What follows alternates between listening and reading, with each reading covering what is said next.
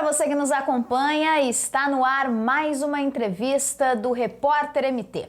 A convidada de hoje é a taróloga Milena Araújo. Milena, seja muito bem-vinda ao Repórter MT. Muito grata pelo convite. E o nosso bate-papo, bastante curioso, gera muita dúvida do público e a gente daqui também quer saber. Então, para começar, Milena, a primeira questão. Quais são os mitos mais comuns que você escuta a respeito do tarô, da tarologia? Como é que isso funciona? Dentre esses mitos está um contexto de respostas que vão assim ser muito assertivas, que eu não vou precisar fazer esforço e a taróloga, né, a profissional vai mudar a minha vida. E não é bem por aí, né? É um contexto que nós auxiliamos a pessoa a ampliar a consciência, ter uma percepção maior e tomar decisões mais acertadas. Mas tudo pode mudar em questão de um segundo. Eu posso te dar uma resposta agora e daqui um segundo acontece um fator externo ou você tomou uma decisão diferente e aí ser diferente vai falar, ah, mas a taróloga que errou. Isso era uma outra questão que eu já ia te perguntar logo em seguida, se o tarô, as cartas, elas são assertivas ou naquele momento, ou elas são passíveis de mudanças de acordo com as ações ou por questão de passagem de tempo mesmo. Se eu demorei mais para tomar uma atitude, isso pode mudar. Elas trazem uma resposta, né, bem assertiva, só que é exatamente isso. Com a passagem de tempo, a pessoa decidiu fazer uma mudança muito drástica na vida, né? Dentro do tarô, a gente fala que nós olhamos porque tem uma energia que tendencia a mais, uma outra energia que pode não ser favorável para o cliente. Sim. E aí ele precisa olhar, né? Um exemplo prático. Devo voltar com o meu ex? Às vezes, né, o tarô tá ali, ele já indicou várias questões. Olha, a pessoa talvez tenha uma procedência ali que meio duvidosa, né? Ele não exerce muita fidelidade. Às vezes tudo isso foi mostrado no tarô, mas a pessoa naquele momento ela não tá preparada para aquela informação. E aí ela insiste, tira de novo. Eu quero fazer, ela repete a pergunta, ou ela volta num tempo muito curto, porque ela ainda não está preparada para aquele processo de mudança, para olhar o que ela precisa ajustar nela, para que realmente tenha efetividade. E assim, uma dúvida muito frequente também, como é que funciona uma sessão de tarô? Como é que são tiradas as cartas? É feito por meio de pergunta? Explica pra gente de forma prática. Sempre nós vamos em torno de uma pergunta, porque a pessoa ela precisa ter clareza o que não está bom ali e para que caminho a gente vai. Então, muitas vezes, né, o profissional ele vai auxiliar esse cliente a redesenhar essa pergunta. Então, ele chega com uma pergunta, às vezes, muito ampla e, eu quero fazer vai dar certo a minha viagem de final do ano?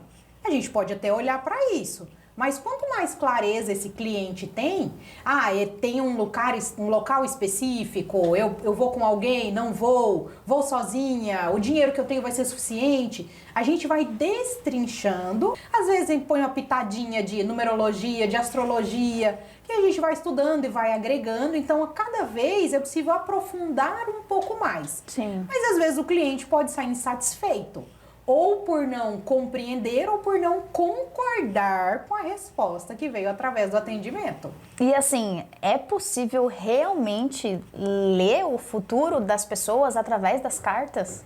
Nós podemos ter ali, né, eu não gosto muito da palavra previsão, mas nós podemos trabalhar com probabilidades. Né? Legal. Então, Bom. Isso do futuro, se a gente for olhar hoje, existem informações que existe um campo de informações, né?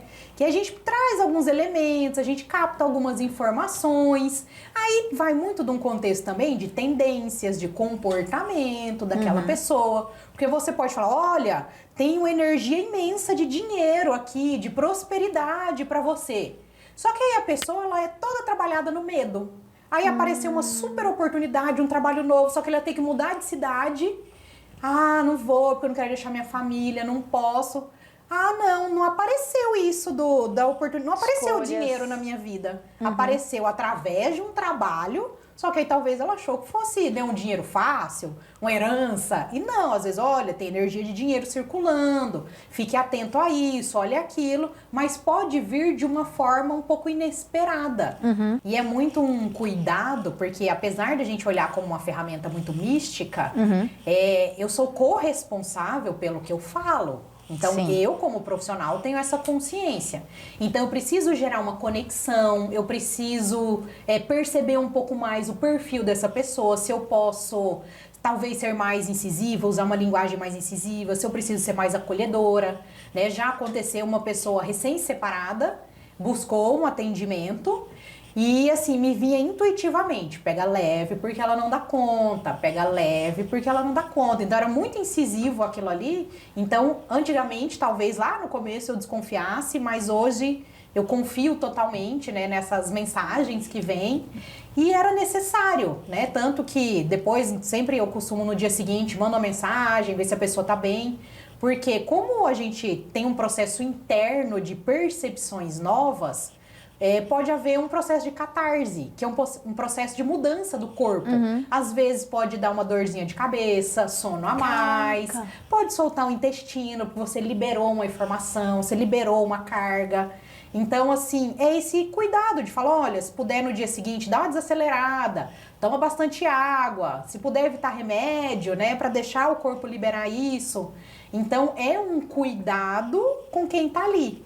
Então, por isso, nessa proximidade, em estar sempre redesenhando as perguntas, para que a pessoa tome essa consciência mesmo e tenha um bom aproveitamento para ela. A questão de previsões, o nosso time, o Dourado, Cuiabá, ele vai continuar, tem alguma previsão para ele continuar ali entre os maiores, né? Entre a elite do futebol?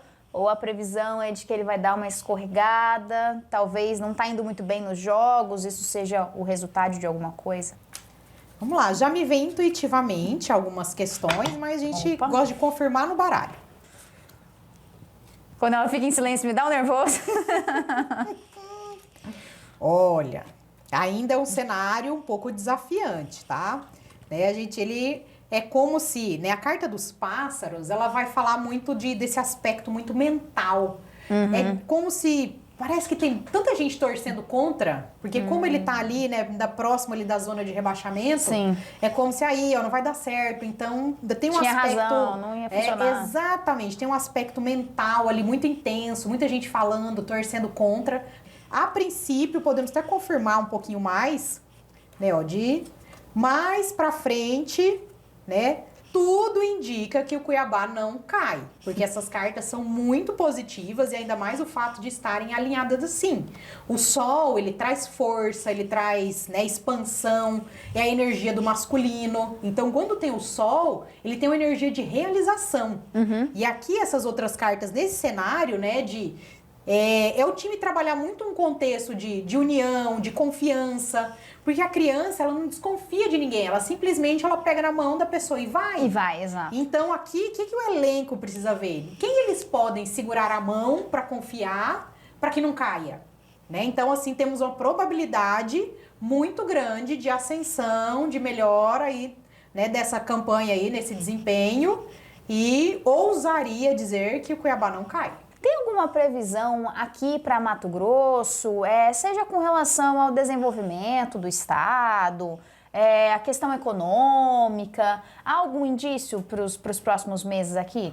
Vamos trazer uma mensagem para o segundo semestre, de possibilidades aqui para o estado de Mato Grosso. Né? O cenário aqui vem um segundo semestre um pouco desafiante. Eleições.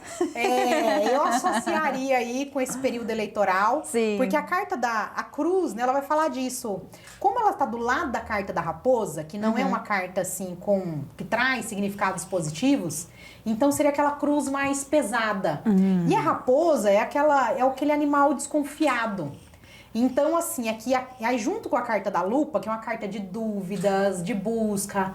Então, assim, para os nossos governantes, muita atenção a todos os papéis, a todas as entrelinhas, para não fazerem acordos que, né, compreendemos isso, interpretamos dessa forma, mas na hora de executar foi de outro jeito. Então, assim, nosso governador tem que estar muito alinhado em todos os contratos assinados, todos os papéis que forem assinados, porque podem, né, tá tentando ali ter uma puxada de tapete bem grande nesse cenário político aí. Tem alguma tendência com relação ao próximo prefeito da nossa capital, obviamente, sem citar nomes, mas tem alguma tendência que as cartas podem indiciar pra gente? Vamos ver se ela traz, né, sobre pouco mais de informações sobre esse candidato. Vamos lá.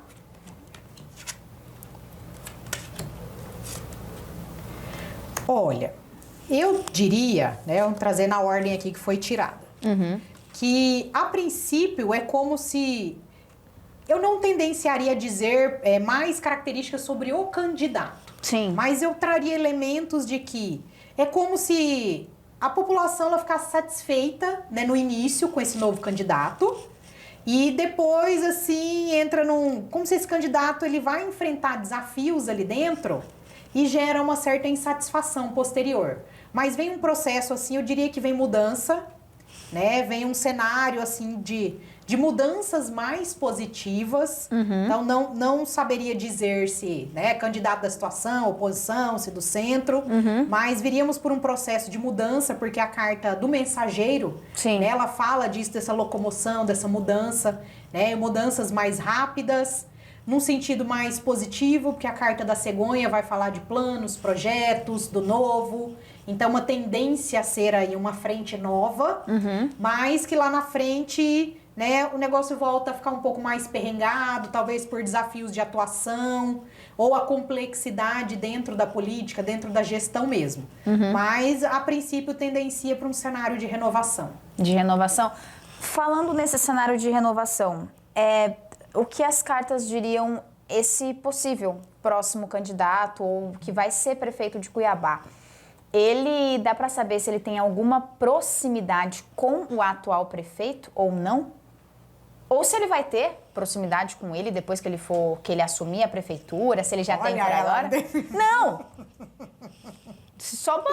Olha. Não, se não for com o atual prefeito, que ele já não tá muito bem na fita, se tem alguma aproximação com algum representante maior, com algum presidente, ex-presidente, se tem alguma correlação nesse sentido. Vamos olhar então se né, esse próximo candidato eleito, se ele vai ter um apoio maior, se ele vai conseguir fazer transformações por apoio de lideranças maiores.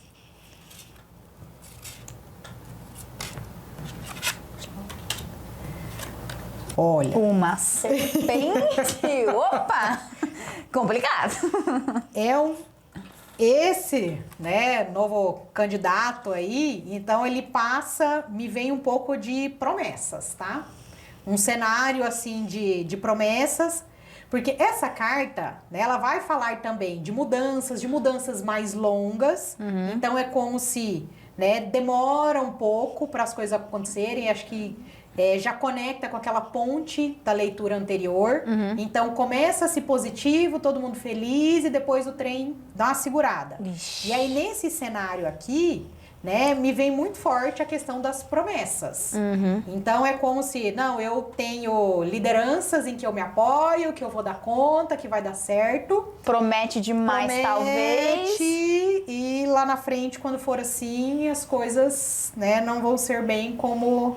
o projeto de campanha. O caldo vai engrossar um pouquinho. Exatamente. Então, me vem muito de um candidato que pode se distanciar um pouco do povo, né? De fazer essas promessas, promete agora, mas lá na frente não se conecta muito com o povo e as coisas dão uma travada. Tá certo. E agora a gente tá na metade do ano, Milena, e o pessoal já vai se preparando pro quê? Final do ano chegando, período de férias, de festas, comemorações. O pessoal já tá naquela coisa, qual vai ser a cor que eu vou usar no ano novo, na virada de ano, no Natal? Tem alguma previsão para isso? Qual que vai ser a cor pra gente fechar ou encerrar esse ano, talvez com chave de ouro? Porque a gente comenta isso, acho que foi nesse ano ou no ano passado, a cor que o pessoal mais usou foi verde. E quem usou verde acabou engravidando, um exemplo, né? O pessoal falou, os famosos usaram verde e acabaram engravidando. Para esse ano, tem alguma cor que vai ser a cor mais marcante aí pra gente passar pro próximo ano? Que seria um conselho pro pessoal que quiser usar? Esse ano, pela numerologia, né, se a gente somar, né, o 2 mais 0, mais 2, mais 4, a gente chega na numeração 8. Sim. Então, o 8, ele tem uma energia de prosperidade, de abundância, e a gente correlaciona com o dourado, com o branco. E a gente ainda tá nessa busca ainda por este ano. Sim. Então eu diria para as pessoas intensifiquem mais essa energia. Só que o que ainda tem que ter cuidado nesse segundo semestre? Assim como o 8 tem essa energia de prosperidade, de abundância, se a gente pegar o 8 e colocar na horizontal, eu viro o símbolo do infinito. E aí é o que vai, volta. Opa. Então o que eu estou plantando, eu vou colher. Ainda Então, neste ano. Ainda neste ano. Então é abundância nesse sentido. Se eu estou plantando bem, eu vou colher abundância de bem. Sim. Né? E se eu não estou plantando isso, volta nesse sentido.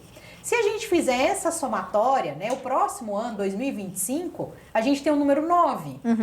O número 9, eu não me recordo agora a cor específica, mas eu traria para as pessoas se atentarem o 9 dentro da numerologia, se a gente for olhar, né, a numerologia cabalística de 1 a 9, o 9 é o último número, é o último ciclo. Sim. Então, 9 é uma energia de fechamento. Então, é assim, aquilo que tem para acontecer, vai acontecer. É um ano que é mais desafiante, né? Mais assim, pode ter um perrenguezinho, a gente fala, nossa, mas saindo da pandemia, esperando que sempre vai melhorar. Então, 2025 não é um ano tão leve assim, porque é um ano de energia 9. Então, é um ano de fechamento de ciclos em que a vida vai te forçar a tomar as decisões necessárias. Certo. Então, aí você precisa olhar para aquele ano. Se eu preciso tomar decisões, uma cor que ajuda muito é o azul. Um azul bem escuro, né? Esse azul firme aqui da cor do repórter MT. Então, ele é um azul, uma cor que traz segurança. Se a sua intenção for entrar na energia do ano 9, resolver o que tiver para ser resolvido... Decisivo, o azul, esse azul escuro, ele é uma excelente cor. E o final desse ano, do encerramento de 2024, promete alguma coisa? Tem algo que a gente deva se preocupar? Além, obviamente, da questão do número 8, né? De que o mundo não gira, ele capota, o que tiver que acontecer, vai acontecer. Tem mais alguma coisa para Vamos ver um alerta para o final de pode ano, ser, né? Pode ser, ótimo, ótimo. Um alerta aqui para o final de ano. Olha, cartas boas saindo. Opa! Minha hora pra chegar. Olha aqui. Então, este cenário aqui, ó. Então, uma sugestão para o final do ano, um alerta é confia mais no que está no coração, né? De sermos mais leves. Então, essa é a carta do coração, a carta do jardim. E essa carta, ela pode assustar, que é a carta da morte, mas a carta da morte fala de transformação. Então, é uma energia muito propícia para transformação. E aí, quem caminhar, né, nessa jornada aqui até o final do ano por uma energia um pouco mais leve, não é porque virou o ano que vai mudar a minha vida toda. Sim. Então, é um rito de passagem e a gente celebra isso. Então, se eu fizer esse rito de passagem com mais leveza, com mais amorosidade, tem uma tendência do meu ano ser muito mais leve. Então, vai ser um final de ano assim propiciando esses fechamentos, essas transformações, essas mudanças profundas e que a gente fique atento para lidar com esses processos mais complexos com mais leveza, né? Confiando naquelas mensagens que vêm do coração. Olha, tem coisa boa vindo por aí. E assim, se fosse pra gente colocar um número ou uma cor da sorte agora, porque a gente explicou a numerologia, mas um número da sorte ou uma cor da sorte para esse ano de 2024, tem? Esse dado? Eu continuaria usando o número 8, né? Então, por exemplo, na hora que eu vou, o valor que eu cobro pro meu atendimento dá a somatória final 8. Porque traz essa energia de prosperidade. Já vai Quando eu faço ajuste cativando de valor, ali. É sempre para trazer essa força. Então, Sim. eu trago, né? O número 8, então, é essa energia de abundância. E aí é só lembrar que para eu estar, né, fixado nessa energia de abundância, eu preciso também aprender, falar, sentir, né? E seguir aí vibrando. E a cor, eu diria o dourado, sabe? Investe um pouco mais num dourado. Não precisa ser aquela roupa espalhafatosa. É um detalhe e muito mais um processo de consciência. Às vezes compra um objeto dourado para ter em casa, conecta nele para expandir essa energia de abundância e prosperidade. E pra gente... R$8 paga a consulta, então. Ele tava doido pra falar. Ele tava se coçando aqui. Você viu ele andando pra lá e pra cá?